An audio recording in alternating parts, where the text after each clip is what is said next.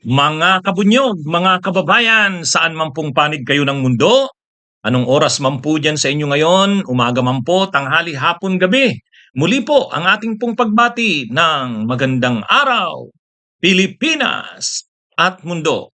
So mga kabunyog, ang topic natin ngayon, pinipiki ang boses ni Marcos Jr. Gamit ang artificial intelligence. At ang nakakabahala dito mga kabunyog, ang mga pinipiking boses o mensahe ni Marcos Jr. tinatakot ang mamamayang Pilipino kaugnay sa issue ng China. Kaya sa tingin nyo, sino kaya ang nasa likod nito? Mga kabunyog. Ang dali lang naman isipin 'yan kung sino ang nasa likod niyan. Okay? So mga kabunyog, nagiging ano na ngayon, ako napanood ko 'yan eh. Napanood ko at narinig ko yung video na 'yan. Ang laman actually ng video si Marcos Jr. nananawagan na maghanda na sa giyera sa China. Kumbaga, ano mga kabunyog, talagang kumbaga pag pinakinggan mo 'yon, hindi ka maniniwalang sasabihin yun ni Marcos kasi hindi naman pwede mag-order ang presidente. Sabihan mo ang PNP, sabihan mo ang military na maghanda na dahil talagang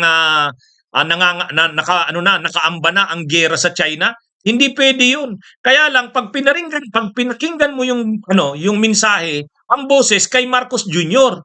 Pero yung mensahe, magtataka ka. Sabihin mo, magsasabi ba ng ganun si Marcos Jr.? Presidente siya ng Pilipinas, tapos magbabanta siya na kailangan ng umanda ang military, ang navy, ang lahat para sa giyera sa China. So anong pinapakita nito? Ang pinapakita nito na dinadala tayo ni Marcos Jr. sa banta ng giyera. Ngayon, kung titingnan nyo ngayon, may mga grupo ngayon na binubuo, grupo nila Harry Roque, grupo nila Eric Celes, grupo nila Loren Badoy. Ito nilance nila nung isang araw. Tingnan nyo. You are invited to come for the launching of No to US BBM Proxy War, koalisyon ng mamamayan kontra giyera. O yan grupo yan nila nila Eric Celes, nila Badoy, nila Harry Roque, yung mga DDS, nagbabanta sila na dinadala tayo ni Marcos Jr. sa banta ng giyera sa China. Ngayon, kung titingnan nyo ngayon yung mensahe na yun na kinakalat ng AI, yung mensahe na kinakalat ng AI, parang iisa ang mensahe Binabantaan tayo na dinadala ni Marcos Jr. ang Pilipinas sa banta ng giyera, tinatako tayo. So sino ngayon ang nasa likod ng mga peking boses na yon gamit ang artificial intelligence? Alam na this, di ba? Alam na this mga kabunyog. Actually, yan yung ginagawa nila mga kabunyog. Kaya ito, panuorin nyo yung balita niyan mga kabunyog, mga kababayan. Ito yung balita. Nel, ano ba ang nilalaman ng video na ito at ano na ang ginawang aksyon ng palasyo ukol sa lumabas na deepfake audio? Sala nakikipag-ugnay na ang Malacanang sa Department of Information and Communications Technology, National Security Council, National Cybersecurity Interagency Committee at iba pang private sector stakeholders upang makasolusyonan ang pagkalat ng malisyosong paggamit ng video at audio deepfakes at iba pang artificial intelligence o AI content. Kasunod ito ng pagpo-post at pagkalat ng isang video content sa isang video streaming platform na nagmanipula ng audio na kaboses ni Pangulong Ferdinand Marcos Jr. Maririnig sa naturang deepfake audio ang umano'y pag-uutos ng Pangulo sa sandatahang lakas ng Pilipinas na kumilos laban sa isang partikular na dayuhang bansa. Binigyan din ng Malacanang na walang iiral na ganitong direktiba.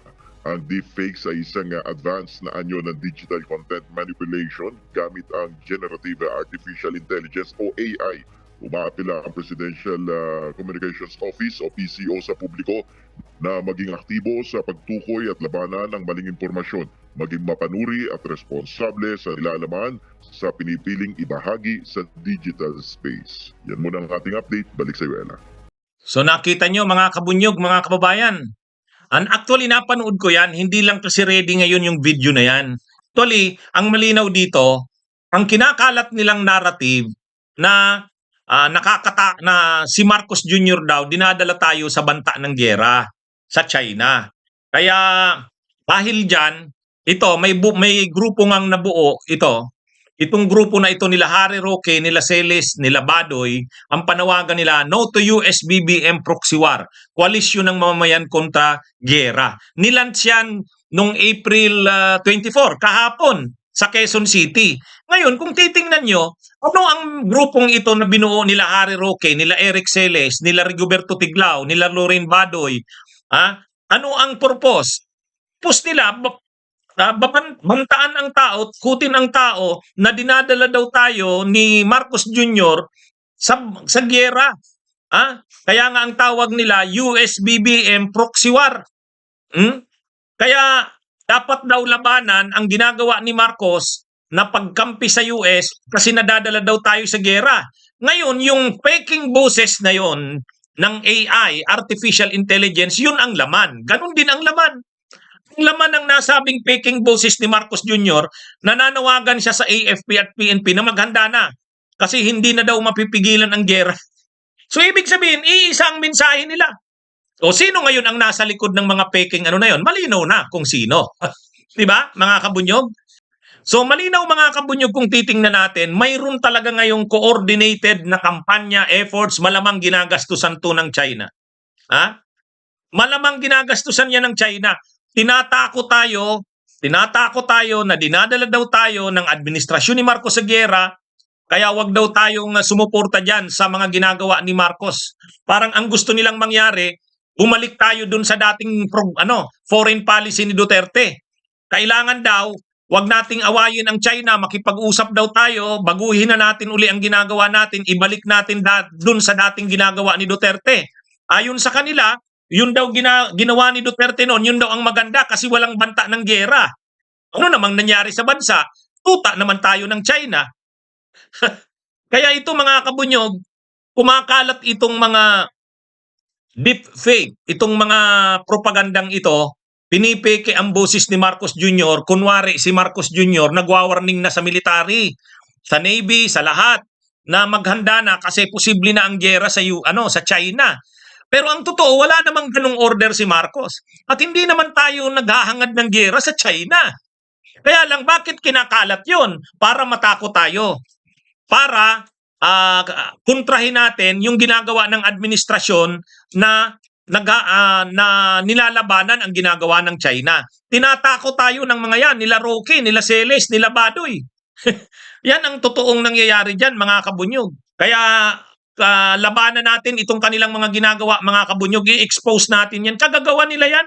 Tingnan nyo, sabay-sabay na lumabas. Sila Roque nagbuo ng grupo, No to US BBM Proxy War daw. Koalisyon ng mamamayan kontra giyera. Magkakasama sila dyan. Sila Celes, sila Badoy, sila Roque, mga SMNI. At saka mga DDS, nagsama-sama sila, inilaunch yan. Tapos kasabay niyan, lumabas din yung faking boses ni Marcos Jr.